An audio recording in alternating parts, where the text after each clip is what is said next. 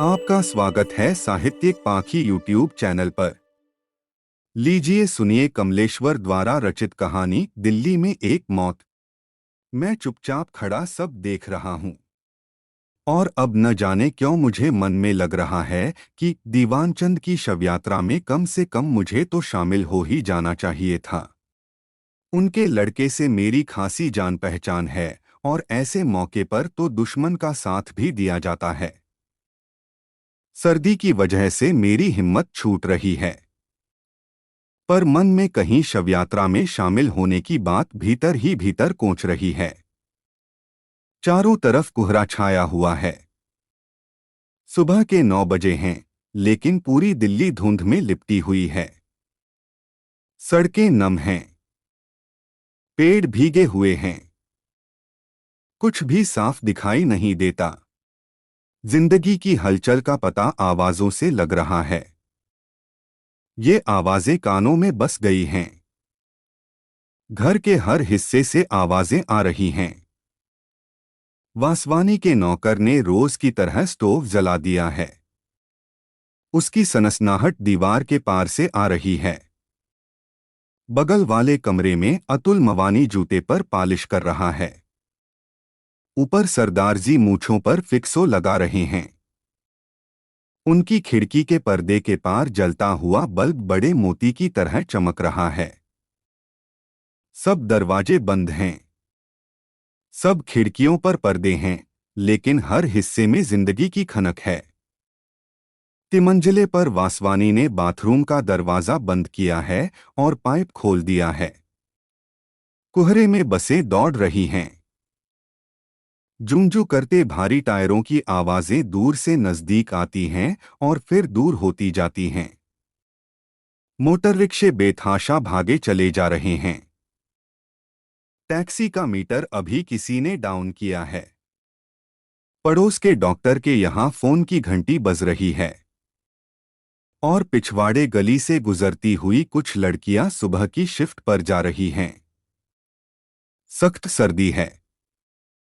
सड़कें ठिठुरी हुई हैं और कोहरे के बादलों को चीरती हुई कारें और बसें हॉर्न बजाती हुई भाग रही हैं। सड़कों और पटरियों पर भीड़ है, पर कोहरे में लिपटा हुआ हर आदमी भटकती हुई रूह की तरह लग रहा है। वे रूहें चुपचाप धुंध के समुद्र में बढ़ती जा रही हैं। बसों में भीड़ है। लोग ठंडी सीटों पर सिकुड़े हुए बैठे हैं और कुछ लोग बीच में ही ईसा की तरह सलीब पर लटके हुए हैं। बाहें पसारे, उनकी हथेलियों में कीले नहीं, बस की बर्फीली चमकदार छड़ें हैं। और ऐसे में दूर से एक अर्थी सड़क पर चली आ रही है। इस अर्थी की खबर अखबार में है। मैंने अभी अभी पढ़ी है। इसी मौत की खबर होगी। अखबार में छपा है, आज रात करोलबाग के मशहूर और लोकप्रिय बिजनेस मैग्नेट सेठ दीवानचंद की मौत इरविन अस्पताल में हो गई। उनका शव कोठी पर ले आया गया है। कल सुबह 9 बजे उनकी अर्थी आर्य समाज रोड से होती हुई पंचकुलिया श्मशान भूमि में दाह संस्कार के लिए जाएगी और इस वक्त सड़क पर आती हुई यह अर्थी उन्हीं की होगी। कुछ लोग टोपियां लगाए और मफलर बांधे हुए खामोशी से पीछे पीछे आ रहे हैं। उनकी चाल बहुत धीमी है।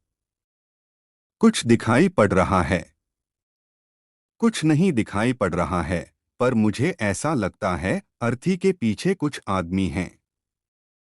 मेरे दरवाजे पर दस्तक होती है। मैं अखबार एक तरफ रखकर दरवाजा खोलता हूं। अतुल मवानी सामने खड़ा है। यार क्या मुसीबत है, आज कोई आयरन करने वाला भी नहीं आया, जरा अपना आयरन देना। अतुल कहता है तो मुझे तसल्ली होती है। नहीं तो उसका चेहरा देखते ही मुझे खटका हुआ था कि कहीं शवयात्रा में जाने का बवाल न खड़ा कर दे। मैं उसे फौरन आयरन दे देता हूं और निश्चिंत हो जाता हूं कि अतुल अब अपनी पेंट पर लोहा करेगा और दूतावासों के चक्कर काटने के लिए निकल जाएगा। जब से मैंने अखबार में सेठ दीवानचंद की मौत की खबर पढ़ी थी, मुझे हर क्षण यही खटका लगा था कि कहीं कोई आकर इस सर्दी में शव के साथ जाने की बात न कह दे। बिल्डिंग के सभी लोग उनसे परिचित थे और सभी शरीफ दुनियादार आदमी थे। तभी सरदार जी का नौकर जीने से भड़भड़ाता हुआ आया और दरवाजा खोलकर बाहर जाने लगा। अपने मन को और सहारा देने के लिए मैंने उसे पुकारा, धर्मा, कहाँ जा रहा है? सरदार जी के लिए मक्खन लेने, उसने वहीं से जवाब दिया। तो लगे हाथों लपककर मैंने भी अपनी सिगरेट मंगवाने के लिए उसे पैसे थमा दिए। सरदार जी नाश्ते के लिए मक्खन मंगवा रहे हैं। इसका मतलब है वे भी शवयात्रा में शामिल नहीं हो रहे हैं। मुझे कुछ और राहत मिली। जब अतुल मवानी और सरदार जी का इरादा शवयात्रा में जाने का नहीं है तो मेरा कोई सवाल ही नहीं उठता। इन दोनों का या वासवानी परिवार का ही सेठ दीवानचंद के यहाँ ज्यादा आना जाना था। मेरी तो 4-5 बार की मुलाकात भर थी। अगर ये लोग ही शामिल नहीं हो रहे हैं तो मेरा सवाल ही नहीं उठता। सामने बारजे पर मुझे मिसेस वासवानी दिखाई पड़ती हैं। उनके खूबसूरत चेहरे पर अजीब सी सफेदी और होठों पर पिछली शाम की लिपस्टिक की हल्की लाली अभी भी मौजूद थी। गाउन पहने हुए ही वे निकली हैं और अपना जूड़ा बांध रही हैं। उनकी आवाज सुनाई पड़ती है, डार्लिंग, जरा मुझे पेस्ट देना प्लीज। मुझे और राहत मिलती है। इसका मतलब है कि मिस्टर वासवानी भी मयत में शामिल नहीं हो रहे हैं। दूर आर्य समाज रोड पर वह अर्थी बहुत आहिस्ता आहिस्ता बढ़ती आ रही है। अतुल मवानी मुझे आयरन लौटाने आता है। मैं आयरन लेकर दरवाजा बंद कर लेना चाहता हूं, पर वह भीतर आकर खड़ा हो जाता है और कहता है, तुमने सुना दीवानचंद जी की कल मौत हो गई है? मैंने अभी अखबार में पढ़ा है। मैं सीधा सा जवाब देता हूं ताकि मौत की बात आगे न बढ़े। अतुल मवानी के चेहरे पर सफेदी झलक रही है। वह शेव कर चुका है। वह आगे कहता है, बड़े भले आदमी थे दीवानचंद। यह सुनकर मुझे लगता है कि अगर बात आगे बढ़ गई तो अभी शवयात्रा में शामिल होने की नैतिक जिम्मेदारी हो जाएगी। इसलिए मैं कहता हूं, तुम्हारे उस काम का क्या हुआ? बस मशीन आने भर की देर है। आते ही अपना कमीशन तो खड़ा हो जाएगा। यह कमीशन का काम भी बड़ा बेहुदा है, पर किया क्या जाए? 8-10 मशीनें मेरे थ्रू निकल गईं तो अपना बिजनेस शुरू कर दूंगा। अतुल मवानी कह रहा है, भाई, शुरू शुरू में जब मैं यहां आया था तो दीवानचंद जी ने बड़ी मदद की थी मेरी। उन्हीं की वजह से कुछ काम धाम मिल गया था। लोग बहुत मानते थे उन्हें। फिर दीवानचंद का नाम सुनते ही मेरे कान खड़े हो जाते हैं। तभी खिड़की से सरदार जी सिर निकालकर पूछने लगते हैं, मिस्टर मवानी, कितने बजे चलना है? वक्त तो 9 बजे का था, शायद सर्दी और कोहरे की वजह से कुछ देर हो जाए। वह कह रहा है और मुझे लगता है कि यह बात शवयात्रा के बारे में ही है। सरदार जी का नौकर धर्मा मुझे सिगरेट देकर जा चुका है और ऊपर मेज पर चाय लगा रहा है। तभी मिसेज वासवानी की आवाज सुनाई पड़ती है, मेरे ख्याल से प्रमिला वहां जरूर पहुंचेगी। क्यों डार्लिंग? पहुंचना तो चाहिए। तुम जरा जल्दी तैयार हो जाओ। कहते हुए मिस्टर वासवानी बारजे से गुजर गए हैं। अतुल मुझसे पूछ रहा है, शाम को कॉफी हाउस की तरफ आना होगा? शायद चला आऊं। कहते हुए मैं कंबल लपेट लेता हूं और वह वापस अपने कमरे में चला जाता है।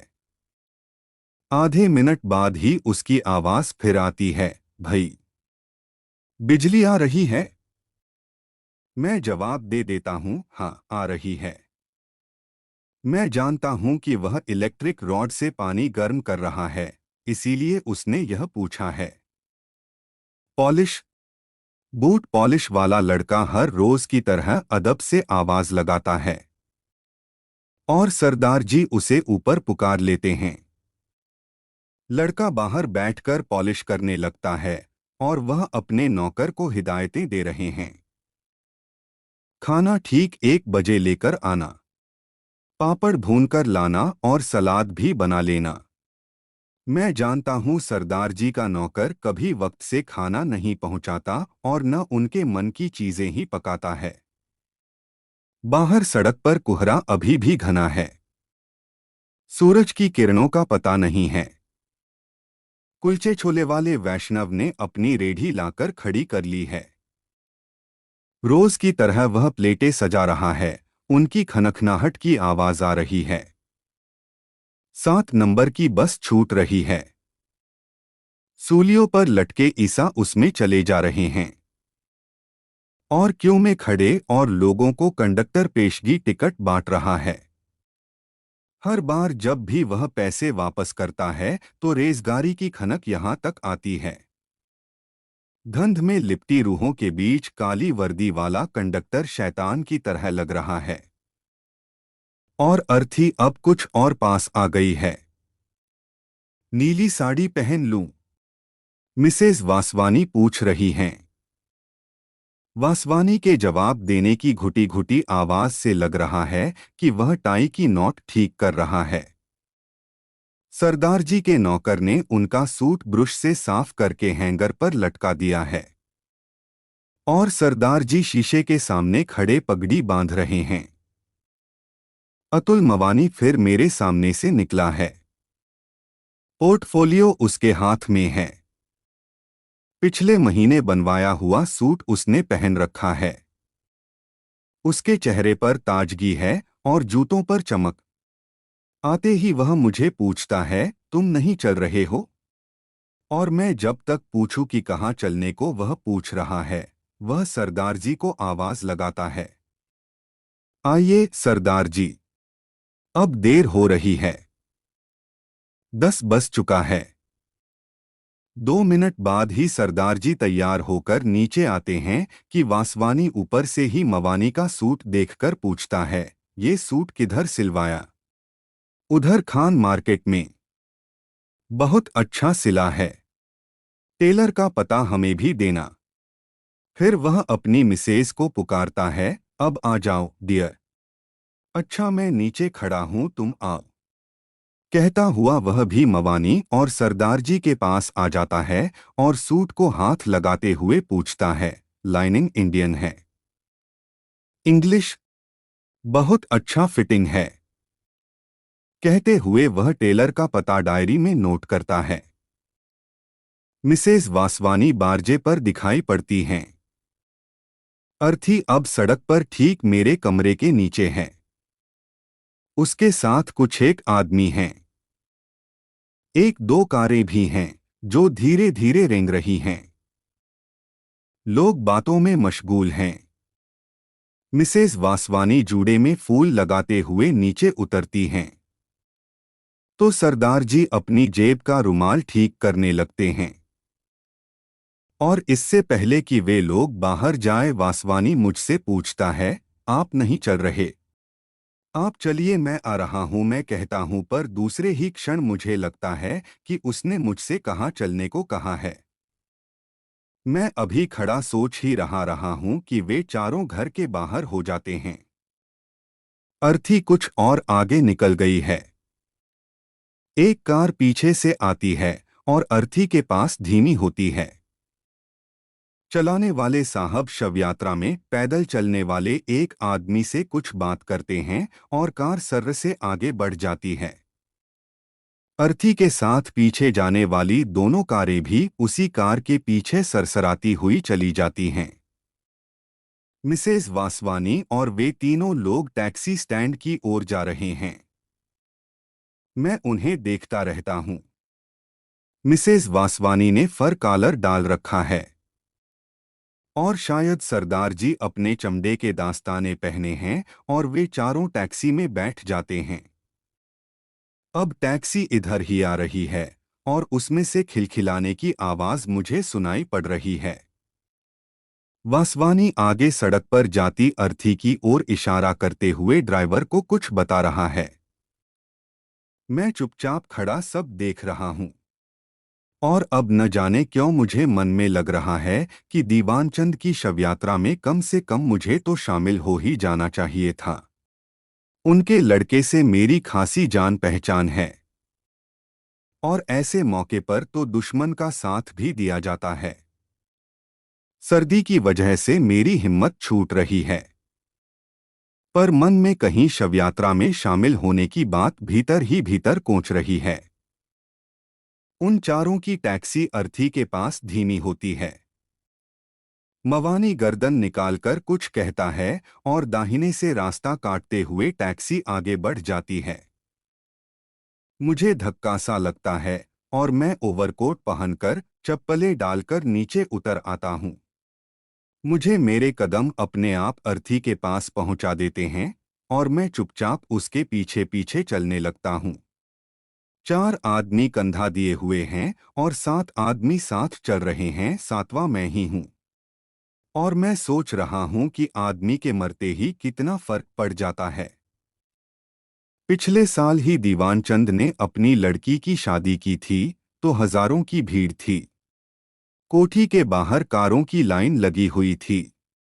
मैं अर्थी के साथ साथ लिंक रोड पर पहुंच चुका हूं। अगले मोड़ पर ही पंचकुरिया श्मशान भूमि है और जैसे ही अर्थी मोड़ पर घूमती है, लोगों की भीड़ और कारों की कतार मुझे दिखाई देने लगती है। कुछ स्कूटर भी खड़े हैं। औरतों की भीड़ एक तरफ खड़ी है। उनकी बातों की ऊंची ध्वनियां सुनाई पड़ रही हैं।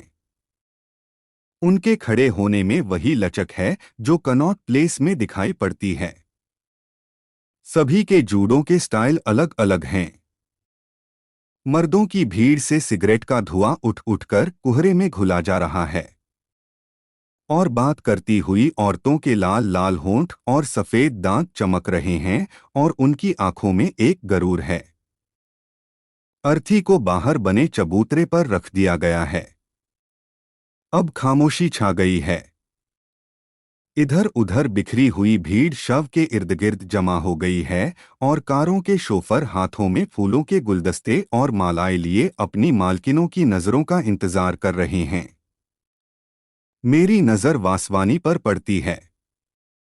वह अपनी मिसेज को आंख के इशारे से शव के पास जाने को कह रहा है और वह है कि एक औरत के साथ खड़ी बात कर रही है।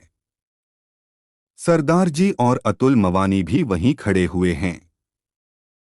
शव का मुंह खोल दिया गया है और अब औरतें फूल और मालाएं उसके इर्द गिर्द रखती जा रही हैं। शोफर खाली होकर अब कारों के पास खड़े सिगरेट पी रहे हैं। एक महिला माला रखकर कोट की जेब से रुमाल निकालती है और आंखों पर रखकर नाक सुरसुराने लगती है और पीछे हट जाती है। और अब सभी औरतों ने रुमाल निकाल लिए हैं और उनकी नाकों से आवाजें आ रही हैं। कुछ आदमियों ने अगरबत्तियां जलाकर शव के सिरहाने रख दी हैं। वे निश्चल खड़े हैं। आवाजों से लग रहा है औरतों के दिल को ज्यादा सदमा पहुंचा है। अतुल मवानी अपने पोर्टफोलियो से कोई कागज निकालकर वासवानी को दिखा रहा है। मेरे ख्याल से वह पासपोर्ट का फॉर्म है। अब शव को भीतर श्मशान भूमि में ले जाया जा रहा है। भीड़ फाटक के बाहर खड़ी देख रही है। शोफरों ने सिगरेटें या तो पी ली हैं या बुझा दी हैं और वे अपनी अपनी कारों के पास तैनात हैं। शव अब भीतर पहुंच चुका है। मातमपुरसी के लिए आए हुए आदमी और औरतें अब बाहर की तरफ लौट रहे हैं। कारों के दरवाजे खुलने और बंद होने की आवाजें आ रही हैं। स्कूटर स्टार्ट हो रहे हैं और कुछ लोग रीडिंग रोड बस स्टॉप की ओर बढ़ रहे हैं। कोहरा अभी भी घना है। सड़क से बसें गुजर रही हैं और मिसेज वासवानी कह रही हैं, प्रमिला ने शाम को बुलाया है, चलोगे न डियर? कार आ जाएगी। ठीक है न?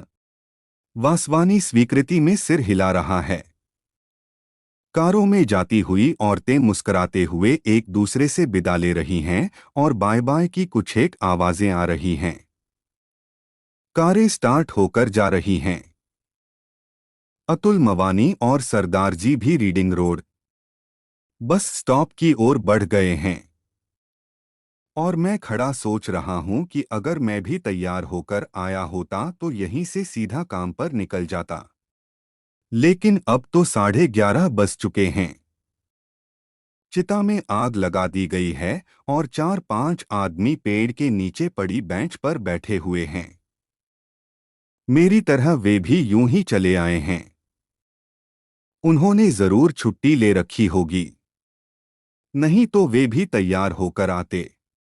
मेरी समझ में नहीं आ रहा है कि घर जाकर तैयार होकर दफ्तर जाऊं या अब एक मौत का बहाना बनाकर आज की छुट्टी ले लूं। आखिर मौत तो हुई ही है और मैं शवयात्रा में शामिल भी हुआ हूं।